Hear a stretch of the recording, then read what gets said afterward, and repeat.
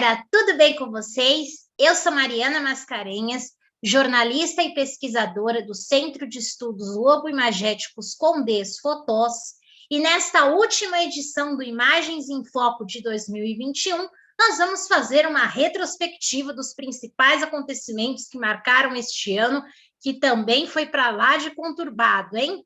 E para fazer uma análise das imagens mais marcantes deste ano, é óbvio que eu vou contar também com a presença dele, o professor Jack Brandão, especialista em Mars. E aí, professor, está preparado para essa retrospectiva deste ano de 2021?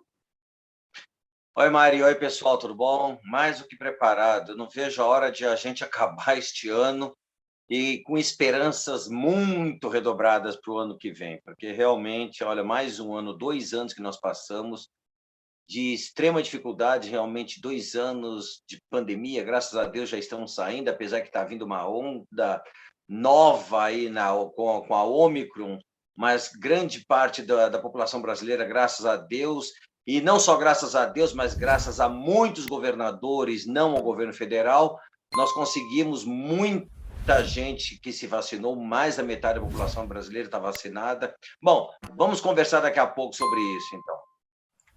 Pois é, 2021 foi um ano marcado por muitos acontecimentos trágicos, mas também bons acontecimentos. Mas bora lá começar a rever tudo não, né? Os principais acontecimentos deste ano. Bom, para começar, professora, eu já gostaria de relembrar aqui um acontecimento do dia 6 de janeiro, que inclusive nós fizemos um vídeo em nosso canal a respeito, que foi quando apoiadores do ex-presidente Donald Trump invadiram o Capitólio, enquanto congressistas estavam reunidos para certificar a vitória de Joe Biden nas eleições presidenciais. Foi um caos esse acontecimento, 5 pessoas morreram em decorrência da invasão. Uma loucura, né, professor? Bom, é aquilo que nós falamos sempre, e nós falamos até no vídeo. Infelizmente, os Estados Unidos beberam do seu próprio veneno naquele momento. Isso foi muito claro com aquele maluco daquele ex-presidente Donald Trump, conclamando os seus apoiadores, os seus asseclas, vamos dizer assim, a invadir o Capitólio para negar até o último momento a vitória do Joe Biden. E, infelizmente, houve o que houve, ou seja, pessoas morreram, pessoas foram presas, e nós podemos acompanhar de camarote as consequências daquela nefasta invasão, que é como um grande golpe, quase um grande golpe, que o próprio Trump tentou no seio da democracia americana. Mas, felizmente, eles conseguiram debelar essa coisa, essa situação calamitosa que nós vimos, né? Sim, eu espero que a gente não assista cenário parecido por aqui, hein? Porque tem eu acho muito difícil. Isso é algo que nós vamos ter de nos preparar também neste 2022, porque, infelizmente, há maluco para tudo, principalmente neste meio fascista que a gente vê aí, né? Sim, e 2022 promete com as eleições vindo aí. Bom, professor, ainda no mês de janeiro, nos dias 14 e 15, Manaus vivenciou um verdadeiro colapso no sistema de saúde em decorrência da falta de oxigênio essencial para tratar casos graves de Covid. E muita gente deve se lembrar aí das reportagens aterrorizantes mesmo, pacientes morrendo à espera de oxigênio, os parentes dos pacientes desesperados, as pessoas começaram a se unir para comprar oxigênio. E isso poderia ter sido evitado, não é mesmo, professor? Infelizmente, é a questão negacionista. Desde 2020, nós estamos vendo uma crise, vamos chamar assim, existencial, de tudo aquilo que é óbvio e nos leva ao caos. Quando nós vemos que a ciência está dizendo nós precisamos disso, nós temos de agir dessa forma, há pessoas que negam a ciência, há pessoas que negam. E Manaus foi exatamente isso. Enquanto foi possível, as pessoas saíram à rua sem máscara, as pessoas foram para as festas, poucos se importaram realmente com o Covid. O resultado foi catastrófico. Já havia acontecido na primeira onda da Covid lá em Manaus, nós tivemos uma segunda onda muito pior do que a primeira. Realmente, quando a gente lembra das cenas, é algo de se arrepiar realmente, porque pessoas morrendo, pessoas desesperadas pedindo socorro dentro do hospital, só que o caos se instalou.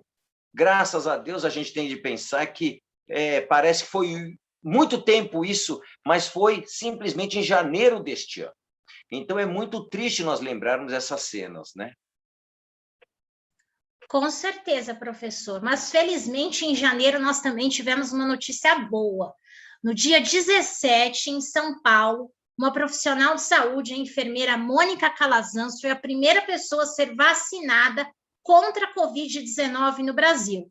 E aí a vacinação foi seguindo, primeiro com os profissionais de saúde, depois começou com os idosos, sempre divididos aí por faixa etária. Então, pelo menos uma notícia boa, apesar das críticas que o Dória estava querendo se promover, lógico que ele ia fazer um marketingzinho dele ali. Mas o importante é que a vacina saiu, né, professor?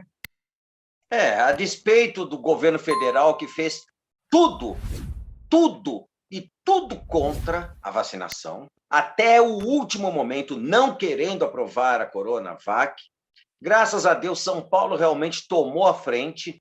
Apesar de não ser um grande admirador do governador de São Paulo, pelo contrário, eu acho que o governador de São Paulo assumiu uma atitude que minimamente positiva nesse sentido, e quando eu digo minimamente, é aquilo que qualquer governante com o mínimo de esclarecimento faria, buscar o bem comum. E quando nós tivemos a chance de ver a vacina começando a ser aplicada, principalmente nos idosos, todos nós ficamos naquela ansiedade de também querermos ser vacinados.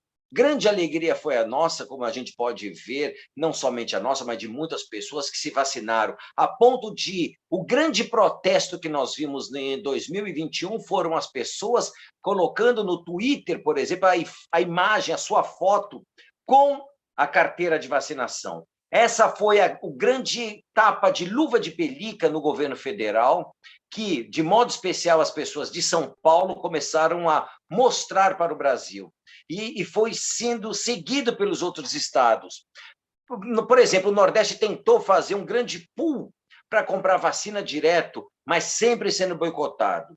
Graças a Deus e, mais uma vez, graças aos governadores que não se conformaram com essa imagem genocida, essa imagem de negacionista do governo federal, foram buscando minimizar a dor e o sofrimento de seu povo. Infelizmente, alguns estados apoiaram as medidas do governo federal e nós vimos o caos que se instalou nesses estados, de modo especial, né?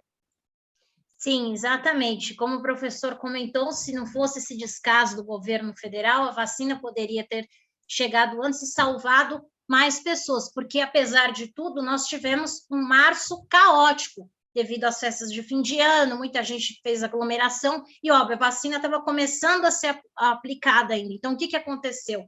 Em março, o Brasil bateu um recorde em número de mortes pela Covid-19. Em um único dia, no dia 23, foram 3.158 mortos pela doença, registrados em 24 horas. Foi um mês perturbador. A todo momento que a gente ligava a TV, acessava a internet, a gente via os hospitais já não tinham condições de atender mais ninguém, pessoas morrendo na fila à espera de atendimento. Foi um março para a gente esquecer, né, professor? E, ao mesmo tempo, lembrar como consequência desse descaso do governo federal.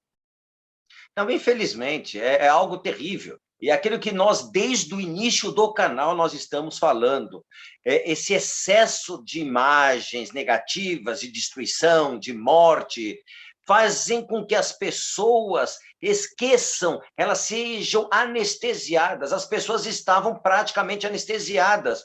Ou seja, 3.000 pessoas morrendo de Covid, em decorrência da Covid, e as pessoas simplesmente ignorando todas as medidas de prevenção. Isso é algo extremamente triste. E pior, muitas pessoas até hoje ainda dizem que quando morreram, morreram porque chegou a hora. Esse negacionismo é perverso, é algo submisso, faz com que nós nos submetamos, por exemplo, às loucuras de algumas pessoas que simplesmente não estão pensando nas outras, estão pensando nelas, no seu bem comum. Bom, nós já vamos ver, porque agora dezembro mostra muito claramente isso que nós estamos vendo e isso que nós estamos falando aqui, né? Com certeza, professor, porque eu digo que é um mês para esquecer, mas que também não pode ser esquecido, porque afinal, se as pessoas esquecerem, vão achar que a pandemia foi uma marolinha, né? Que é um absurdo. Professor, agora atravessando as fronteiras, eu falei aqui de março, no dia 23 de março também, um cargueiro encalhou no canal de Suez, no Egito. Na sexta-feira, dia 26 de março, já havia 237 embarcações paralisadas perto do canal por decorrência do incidente. O navio foi desencalhado 6 dias depois, mas já foi tempo suficiente para provocar um verdadeiro caos ali na região. Você lembra, professor, desse episódio? Nossa, o canal de Suez é um local, é uma rota indispensável para o comércio internacional. Agora, este cargueiro que ficou encalhado lá foi realmente uma infelicidade do capitão, que não me recordo, era uma mulher, se não me falha a memória, que infelizmente encalhou. Só que, por causa disso, a empresa teve de pagar altíssimas, foi obrigada a pagar, vai ser obrigada a pagar uma altíssima multa em decorrência de todos os atrasos e de todo o prejuízo decorrente desse encalhamento, né? Mas é o mundo, é a modernidade, é a globalização ainda em voga que nós temos hoje. O comércio mundial necessita de algumas rotas, e uma das grandes rotas é pelo Mar Vermelho, atravessando o canal de Suez, né, lá no Egito. Sim, e agora vamos dar um pouco de alívio aí nessa tanta coisa ruim acontecendo. Em abril, no dia 20, foi uma data aí de celebração e alívio para muitos norte-americanos, porque eles puderam comemorar a condenação do ex-policial Derek Chauvin pela morte de George Floyd. Foi um homem negro, ele foi acusado de usar uma nota falsa de $20 em um supermercado e foi apreendido e estrangulado por quase 9 minutos por esse ex-policial que foi condenado junto com mais alguns colegas. Eu não sei se todo mundo se lembra, mas foi algo horrível. Esse policial chegou a pressionar o joelho dele contra o George por todo esse tempo, até que ele não resistiu e morreu. Então, muitos norte-americanos aí celebraram, foram às ruas, porque foi uma data marcante, né, professor? Sim, mas infelizmente, logo a seguir, se a gente vai lembrar disso, vários outros negros também foram levados à prisão, foram feitos prisioneiros, também por meio de maus tratos. É algo visceral essa ideia. Nós temos no Brasil um racismo velado, mas nós temos, sim, racismo no Brasil. Nós podemos ver quantos negros são mortos nas favelas, todas as blitz. Nós temos notícias e nós temos dados alarmantes da quantidade de jovens e de negros que são mortos todos os dias pela polícia. Algo que não é tão diferente nos Estados Unidos. É óbvio que o Chauvin, quando ele foi condenado, isso serviu de alívio principalmente para a família e para muitos ativistas do movimento negro americano. Só que é algo que, mais do que uma mera condenação, isso deveria servir como um alerta para que a polícia de vários estados dos Estados Unidos saibam abordar principalmente as pessoas negras, coisa que a gente não vê aqui em hipótese alguma. Mata-se e depois diz que a pessoa era um bandido, e nem sempre era assim, né? Aquela velha história de atirar primeiro para perguntar depois. E falando nisso, professor, nós vamos relembrar aqui também um outro triste episódio que aconteceu aqui no Brasil, no dia 6 de maio, quando uma operação realizada pela Polícia Civil do Rio de Janeiro contra o tráfico de drogas foi ao Jacarezinho, zona norte do Rio, e chegou atirando, deixou um saldo de 28 mortos. E foi um tiroteio que chocou o país, porque a polícia disse que as vítimas eram suspeitas de tráfico de drogas, além de terem cometido outras práticas criminosas. Só que não deu muito detalhe a respeito. A forma como ocorreu foi terrível, as pessoas correndo para todos os lados, teve até a noiva que ia se casar e teve que se esconder. E esse saldo aí de 28 mortos, essa imagem aí das pessoas mortas, os corpos espalhados ali no Jacarezinho, foi algo muito lamentável. E a forma como a operação foi conduzida, né, professor? O que você achou a respeito? É absurdo. Se a gente parar para pensar, é algo absurdo. E o próprio Supremo já havia proibido, na realidade, esse tipo de ação na época da pandemia. Só que a polícia há elementos escusos dentro da própria polícia militar, da própria polícia civil, e todos nós sabemos disso. Infelizmente, uma operação dessa não ocorre por acaso. Algo deve ter acontecido que deflagrou esse tipo de operação e entram na favela como se estivessem entrando sei lá, no meio da selva e atiram para qualquer lado. Como se fosse assim. O Estado, infelizmente, deixou o tráfico dominar as comunidades, as favelas, e eles fazem o que eles querem. O Estado não faz, não cumpre o seu papel, e quem faz o papel do Estado, muitas vezes, é o próprio tráfico. Eles é que controlam para bem e para mal. Agora, entrar dessa maneira, simplesmente atirando em todo mundo a esmo, é algo extremamente triste, porque você ceifa vidas que não necessariamente tinham a ver ou tinham ligação com o tráfico. É muito fácil você falar, não, as pessoas que morreram eram todos traficantes. Essa desculpa não passa disso, uma desculpa. Então, eu digo simplesmente, não, todos eram traficantes, todos eram bandidos. Olha, oba, bandido bom é bandido morto. Mas será que era bandido realmente? Será que a pessoa merecia morrer? É algo triste. Então, é algo que mais estatística, ou seja, serão mais mortes nas estatísticas, mais negros que vão morrer. É aquilo que nós falamos há pouco sobre os Estados Unidos. Então, não há algo tão diferente assim em relação ao que acontece muitas vezes nos Estados Unidos. A diferença é que lá, como aconteceu com aquele policial, ele foi preso, condenado e perdeu a patente, perdeu tudo. Aqui não. As pessoas se encobrem, e ninguém sabe de absolutamente nada e vai continuar sem saber absolutamente nada. Sim, sem contar que há um incentivo aqui à violência, fazendo arminha na mão, é muito complicado. Mas, no dia 29 de maio, um ar de esperança pairou sobre o Brasil, com uma série de manifestações que aconteceram em todo o país. Na data, milhares de manifestantes foram às ruas pedir a agilização do processo de vacinação, o auxílio emergencial, além do impeachment do presidente Bolsonaro.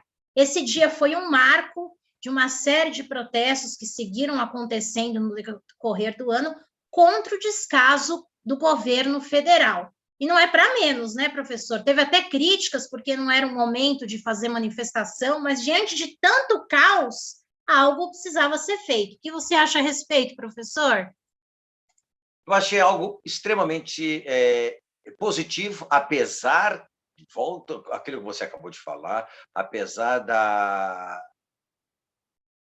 falta de critérios em relação à própria máscara, só que nós não podemos esquecer que nós já estamos atravessando o caos, já estávamos atravessando o caos há mais de um ano, porque a pandemia já há um ano já estava aí, e o governo federal sempre boicotando. Nós chegamos a um ponto em que, mais do que o boicote, nós chegamos a inflação começou a galgar patamares que até então não se via na sociedade, e a sociedade começou a gritar. Buscava-se naquele momento, sim, utilizar máscara, buscava-se naquele momento manter certo distanciamento. Infelizmente, a única coisa que eu acho que faltou é a continuidade. Nós vimos que, a partir dessa data, houve realmente manifestações muito grandes, mas essas manifestações foram, pouco a pouco, diminuindo. Infelizmente, não se deu continuidade para mostrar a força do povo. É aquilo que nós havíamos falado, o excesso. Infelizmente, no Brasil, quanto mais a gente vai vendo desgraça, a gente acomoda, a gente aceita e acabou. E isso é uma constante no país, diferentemente de outros países, em que você há um volume muito grande de pessoas. Como aconteceu meses depois, já na data magna do Brasil, em que milhares de manifestantes a favor deste governo genocida foram às ruas. Um número que aparentemente era muito grande, dá a impressão que as pessoas estão muito a favor deste homem aí, e o que não condiz a realidade, porque as pessoas de bem, ou aquelas realmente de bem, não estão mais com tanta coragem de ir à rua. É algo bom para se pensar a partir daqui para frente, né? E essa normalização da tragédia é um perigo mesmo, professor, porque ela contribui muito para esse caos. E isso quando a tragédia não vira cena de novela, que foi o que aconteceu em junho, com a perseguição, parecia aí filme, novela, série, ao assassino Lázaro Barbosa, em Goiás. E essa perseguição terminou com a sua morte no dia 28 de junho, após uma troca de tiros. Mas deu o que falar, porque ele chegou a ser procurado por mais de 270 agentes durante cerca de 20 dias. E quanto mais difícil se tornava a perseguição, além dos crimes que ele cometera, mais teorias eram criadas a seu respeito, que ele estaria envolvido com magia negra, que ele teria feito um pacto com o diabo. Isso foi dando muita mídia. Mas, na verdade, o Lázaro era um matador de aluguel. Foi construída toda uma imagem em cima dele que deu essa repercussão toda. E aí, professor, o que você tem a dizer sobre essa construção imagética a respeito do Lázaro? É aquilo que nós falamos sempre. Não só construíram, mas como desconstruíram. Olhem que interessante. O Lázaro, na realidade, como você disse, era um matador profissional. Era um matador de aluguel. Ou seja, ele era usado pelos fazendeiros da região para matar determinadas pessoas. Como ele acabou matando uma pessoa, e essa família, não uma pessoa, uma família, e essa família, a partir dessa família, a notícia se espalhou, o que acontece? Aqueles que usavam de seus serviços começaram a criar factoides em cima dele. Então, começaram a dizer que ele era uma pessoa perversa, um matador, um assassino profissional, desculpe, um assassino não, um assassino em série, e todas essas confabulações que criaram, homem do diabo, etc, etc, etc. E a mídia incentivando, a ponto de criar, naquele momento, uma grande paranoia. Várias pessoas que eu conheci começaram a sonhar com esse cara, com medo de que ele aparecesse na sua casa e ele violentasse as mulheres, coisas de paranoia. Criou-se uma paranoia. Sendo que, na realidade, houve, entre aspas, o azar de o cara atingir uma determinada família e isso, explodir. É óbvio, o cara fugiu. E foi acoitado, provavelmente, por muitas pessoas que o utilizaram de seu serviço, a ponto de ter sido assassinado e as pessoas gritavam na rua, gritando, oh, alegria, alegria, alegria, porque mataram o cara. Opa, o cara morreu, sim, mas o cara era um assassino, sim, mas vem cá, e as pessoas que mandaram matar? E as pessoas que usavam de seus serviços eram tão assassinas quanto. Só que é óbvio, é a construção e desconstrução da imagem.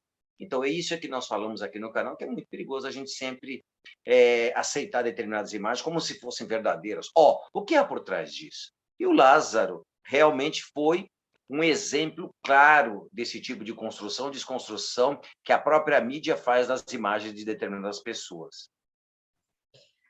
Bom, vamos respirar um pouco e falar de coisa boa, pessoal. Afinal, o mês de julho foi marcado pelas Olimpíadas, isso mesmo. E o Brasil fez bonito nos Jogos deste ano, encerrou com seu melhor desempenho de todos os tempos, conquistando o 12º lugar no quadro de medalhas. Foram 7 medalhas de ouro, 6 de prata e 8 de bronze, totalizando 21 medalhas no geral. Muitos atletas brasileiros fizeram história. Entre eles, eu destaco aqui Rebeca Andrade, da ginástica artística, primeira mulher brasileira a conquistar 2 medalhas em uma única edição dos Jogos Olímpicos. E a skatista Raíssa Leal também fez a alegria de muita gente. Com apenas 13 anos, ela se tornou a medalhista mais jovem na história do Brasil nas Olimpíadas, levando medalha de prata no skate. Tivemos muitos outros atletas aí que se destacaram. O que você achou, professor, do desempenho do Brasil nessas Olimpíadas? Eu achei bom, mas eu achei que poderia ser muito, mas muito melhor. Nós temos muitos atletas pelo Brasil. Nós temos muita gente aí. Infelizmente, o Bolsa Atleta, que havia sido criado há alguns anos atrás, foi praticamente descontinuado. Então, fez com que muitas pessoas tivessem de abandonar essa carreira tão brilhante que eu acho que é a questão do esporte. O esporte tem de ser levado a sério no Brasil. Infelizmente, não é. E aí nós temos uma outra construção também. Nós colocamos como, olha, o Brasil foi muito, muito, muito bom. Será que foi muito bom? Eu não acho um país com 200 e tantas milhões de pessoas ser o 12º, eu não acho uma boa colocação.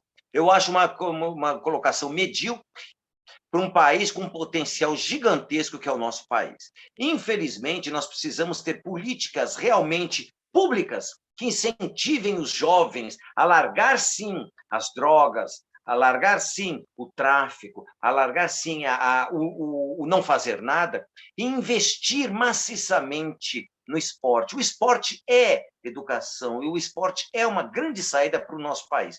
Infelizmente, nós não temos isso. Se fosse dado o incentivo que deram para os esportistas do Exército, da Aeronáutica e da Marinha, ou seja, para as Forças Armadas, como esse governo fez, muitos dessas medalhas vieram desses esportistas que estão ligados às Forças Armadas. Isso é ruim? Não.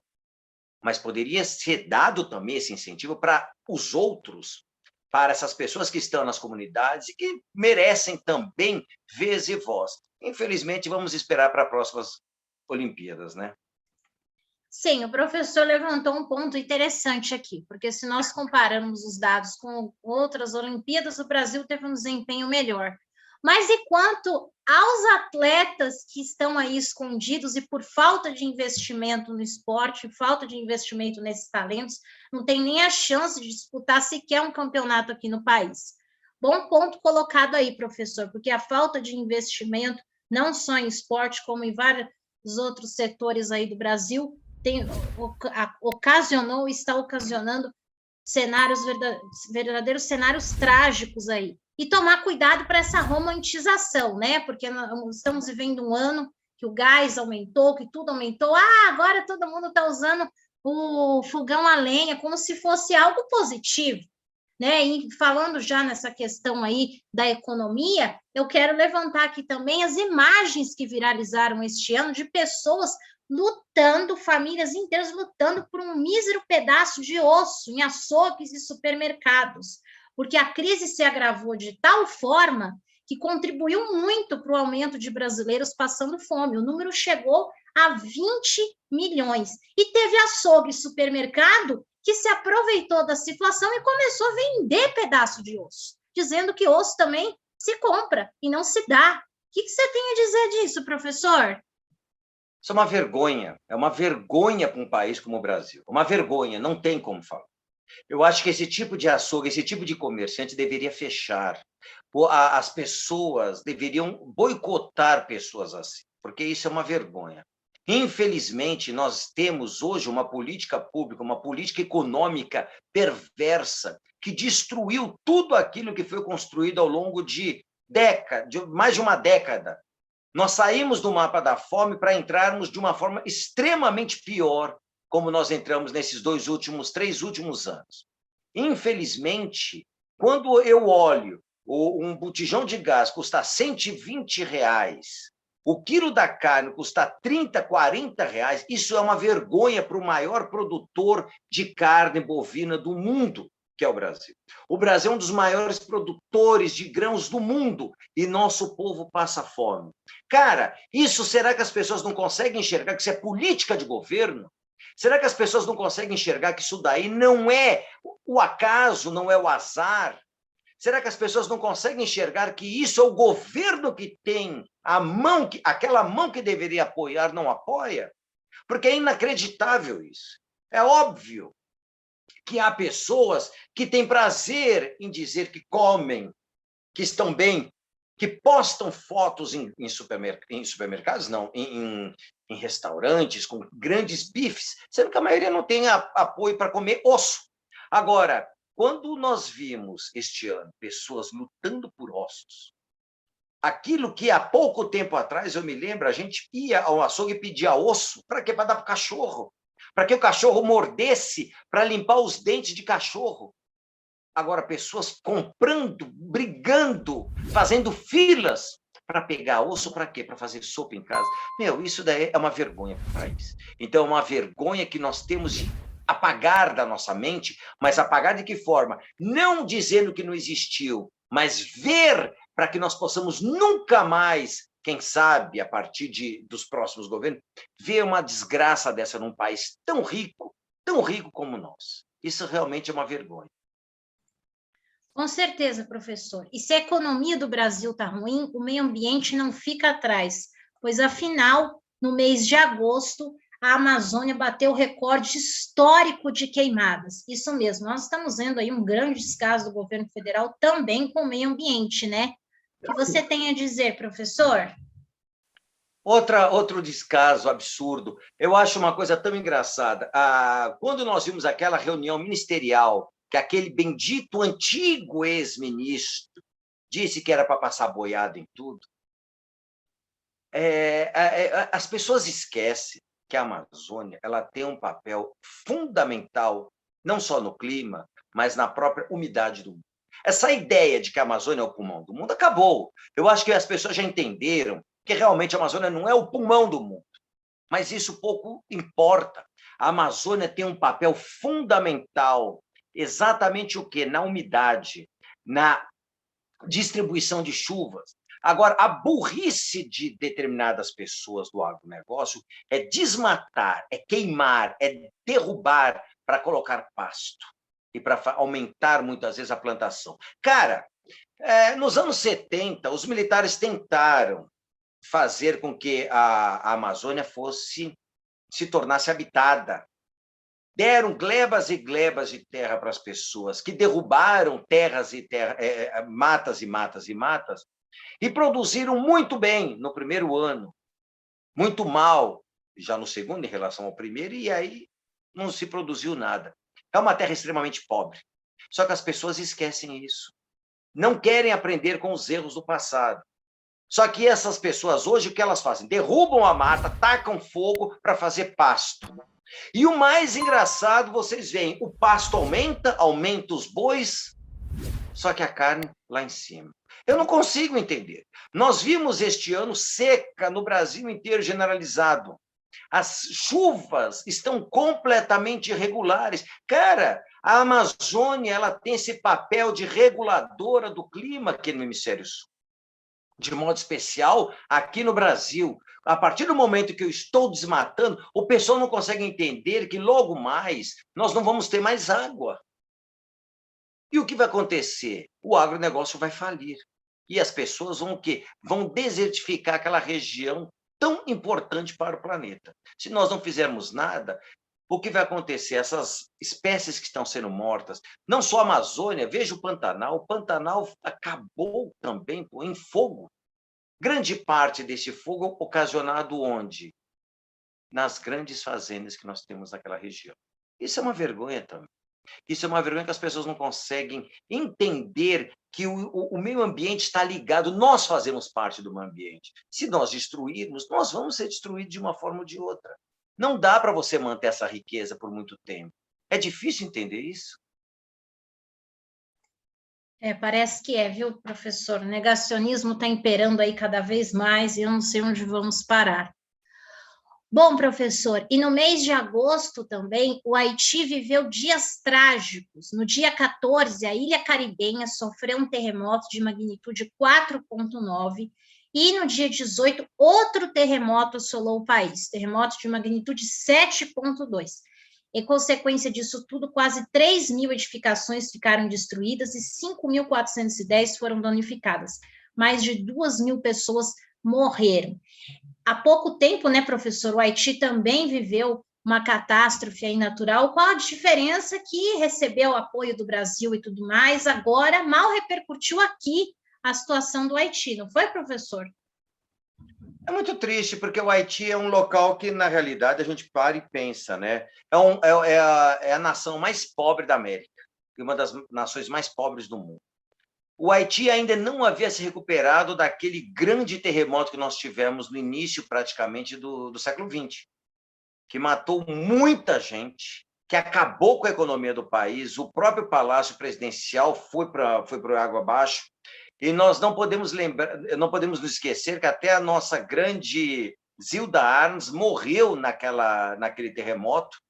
Ela que deveria, naquele momento, ou antes daquele momento, receber o Prêmio Nobel da Paz por todo o seu trabalho, de modo especial para a infância e para a educação, para os menores abandonados, para a pastoral do menor aqui no Brasil, não só no Brasil, mas na América. Está aí. E nós vemos a mesma coisa. Hoje, o que é o Haiti para o Brasil? Bom, nós não aceitamos nem os nossos vizinhos aqui, quiçá os de fora, os que estão no Caribe. Então, isso é muito triste. O Brasil deixou de ser um protagonista e passou a ser um mero coadjuvante, mas um coadjuvante de terceiro, quarto, quinto grau, né? Isso é muito triste. Com certeza, professor. A situação é desoladora. E em agosto, outras imagens que chocaram o mundo foram de um avião militar dos Estados Unidos, que normalmente levaria 100 pessoas, ele estava levando 640 pessoas, saindo do aeroporto de Cabul. Qual o contexto? Foi a tentativa desesperada de muitas pessoas de fugir do Afeganistão, depois que o Talibã assumiu o controle do governo após um anúncio de retirada de tropas estadunidenses do Afeganistão. Além das imagens do avião lotado, as que chocaram foi do momento anterior, das pessoas tentando entrar no avião, e algumas subiram em cima do veículo e depois caíram, tiveram uma morte trágica, obviamente. Tamanho desespero para sair dali. Não foi, professor? Outra coisa que nós trabalhamos aqui no canal, nós fizemos um vídeo sobre isso também. Infelizmente, o Talibã já estava certo de sua volta ao poder, com o aval, inclusive, do Trump, que havia encontrado o pessoal, etc, etc, etc. Então, os Estados Unidos acabaram com a economia, vamos dizer assim, tentaram arrumar o Afeganistão, mas chegaram uma hora que tiveram de se mandar e acabou, e deixaram o país à bancarrota, e deixaram o país à mercê do Talibã. O mais triste dessa situação, eu vejo, é dar a falsa esperança ao povo de liberdade, deram a falsa esperança às mulheres de liberdade, e muitas pessoas acreditaram naquilo que os Estados Unidos venderam, que era a democracia para aquele país. E pior, simplesmente abandonar o povo à mercê daqueles malucos que nós já vimos o que fizeram. Infelizmente, isso é muito triste, né? E foi o que aconteceu com o Afeganistão. E hoje está aí. Grande parte daquele armamento que foi jogado lá, os bilhões, trilhões, na realidade, de dólares que foram gastos pelos próprios Estados Unidos no país, simplesmente ficaram às mãos do Talibã. Por quê? Simplesmente para que eles possam enfrentar o Irã, que agora é o inimigo dos Estados Unidos, não é mais o Talibã. Então, o Talibã foi durante um determinado tempo, acabou. Então, são os jogos do poder. Então, as pessoas não estão preocupadas com as pessoas, estão preocupadas com o poder em si. É muito triste isso, né? Sim, e por falar em Estados Unidos, outra situação complicada também, professor, é a questão da entrada dos imigrantes no país. Em setembro, viralizaram também algumas imagens de agentes da patrulha de fronteira dos Estados Unidos tentando impedir os imigrantes de entrar, mas tentando impedir as chicotadas e de outras formas violentas também. A Casa Branca chegou a classificar tais atos como terríveis, mas e aí, como é que fica essa situação, né, professor? Na realidade, essas pessoas que fizeram essas guardas não eram da polícia, eram milícias. Eram milícias da direita, ou seja, eram pessoas que eram contrárias, partidários, muitas vezes até do Trump, que, como vestidos à moda dos cowboys, pegavam essas pessoas, de modo especial os haitianos desesperados após, principalmente, mais uma desgraça, que foi a desse novo terremoto, eles começaram a caçar, literalmente, os haitianos que tentavam, desesperados, entrar no país. É aquela velha história. Se o Haiti fosse, entre aspas, um país comunista, e essas pessoas estivessem fugindo, entre aspas, do comunismo, essas pessoas seriam bem-vindas. Como o Haiti é um país pobre e não diz absolutamente nada, não, vamos caçar esses pobres coitados que estão aí. E o pior de tudo são as fotos. Vocês podem ver as fotos, ou seja, são caçados realmente como animais. É algo muito triste, muito triste, muito triste mesmo. Bom, professor, vamos falar aqui novamente de coisas boas, né? Agora, em outubro, o boletim de casos e óbitos da Covid já registrava uma queda de quase 90% no número de mortes, comprovando assim a eficácia das vacinas, porque a média móvel de óbitos já vinha caindo desde junho. Aí foi o momento da reabertura das escolas, o comércio já estava reabrindo, alguns eventos presenciais voltaram acontecendo com cautela, enfim, começamos a respirar mais aliviados, né, professor? Graças à vacina. Isso, graças a Deus, e graças à vacina, e graças à teimosia de alguns, volto a dizer, de alguns governadores que brigaram contra o governo federal. Isso é algo tão claro para nós que não. O mais engraçado é nós termos de festejar o óbvio. É claro que a vacina vai reduzir o número de óbitos. É claro que a vacina vai reduzir o número de internações. É claro que a vacina vai reduzir o número de casos. Agora, só mesmo para pessoas que não têm o mínimo de decência, vamos dizer assim, para dizer que a vacina vai fazer mal. A Europa está hoje sofrendo exatamente disso, porque não há só negacionistas no Brasil. Nós estamos mostrando para o mundo como se trata a vacina, como se trata uma pandemia. Se nós tivéssemos um governo federal diferente, nós já havíamos debelado a Covid muito tempo atrás. Nós não perderíamos tantas vidas, nós não perderíamos tanto dinheiro, tantos empregos como nós perdemos. A Europa agora está passando pela Ômicron de uma tal forma. Por quê? Porque muitos se recusaram a se vacinar. Nós temos um grande know-how de vacinação no Brasil. Sempre tivemos. O SUS é a grande arma, é o grande trunfo do Brasil. E, infelizmente, essa turma que está aí, essa turma negacionista, é uma turma que queria, inclusive, destruir o SUS. E nós mostramos, mais uma vez, o quão importante o SUS é para o Brasil e quão importante é a vacina. A partir do momento que os casos, o povo começou a se vacinar, nós temos um decréscimo das mortes, das internações. Cara, isso é mais do que óbvio, né? Demorou tanto, será que precisa escrever para o pessoal entender isso? Parece que sim, viu?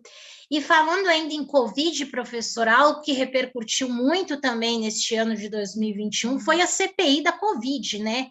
Que trouxe revelações aí bombásticas do que estava acontecendo, desvio de verba, até pressão para que a vacina não chegasse, além de várias outras coisas. E a CPI acabou em pizza, professor? O que aconteceu, afinal? Infelizmente, nós temos de pensar o seguinte: o Congresso é dominado por uma determinada facção. Pronto, acabou. O Ministério Público também. A Procuradoria Pública também. Então, se nós tivéssemos um procurador realmente livre e independente, como deveria ser, nós teríamos outras consequências. A CPI foi muito importante para mostrar aquilo que nós já estamos falando há muito tempo. Está muito claro que houve um sabotamento da própria vacinação, que houve uma sabotagem, vamos dizer assim, da luta contra a Covid, que houve empurraram remédios que não tinham a menor eficácia, levando pessoas a óbito, inclusive. Então, infelizmente, é isso. Só que nós temos uma grande coisa que eu acho. Essa documentação está registrada, essa documentação vai ser usada ainda. A gente que aguarda os próximos capítulos. Assim espera também, professor. E em novembro, algumas imagens que repercutiram aí na internet foi sobre a colocação de uma escultura de um touro de ouro, inaugurada no centro de São Paulo pela Bolsa de Valores B3, para simbolizar o mercado financeiro. A escultura deu o que falar e, por determinação da Prefeitura de São Paulo, ela foi removida do local por falta de licença. Professor, o que você achou dessa escultura aí, colocada no centro de São Paulo? Para mim, é uma afronta, porque, na realidade, aquele é o símbolo do capitalismo, é o símbolo do capital, por exemplo, de Nova York. Mas vem cá, nós estamos passando uma situação tão difícil, por que tentar mostrar pujança onde você só tem miséria? Desculpa, essa ideia é muito estranha.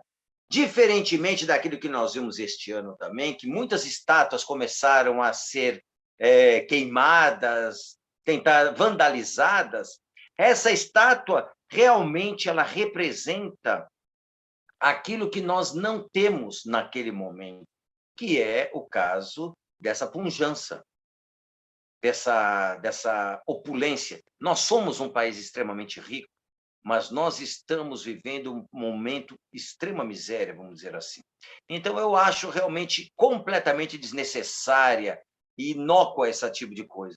Realmente não, é uma afronta, de modo especial, aquelas pessoas que estão passando necessidade e estão passando fome. Eu não sei, eles querem mostrar algo que nós não temos, mostrar que nós estamos bem sem estarmos.